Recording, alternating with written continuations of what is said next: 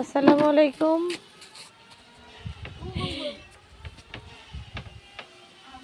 ছোট ছোট বাচ্চাদের কত নতুন নতুন আইডিয়া। কিছুদিন আগে একটা ঘর বানানোর ভিডিও দিয়েছিলাম, এখন তারা আর একটি ঘর বানিয়েছে। কিভাবে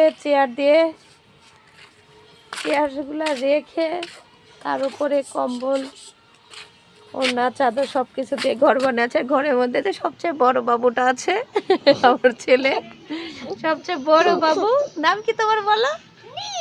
আইডিয়াটা কার? ঘর বানানোর আইডিয়া আমার।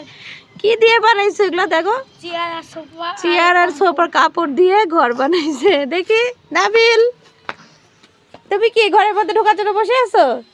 কখন ঢুকবা তুমি?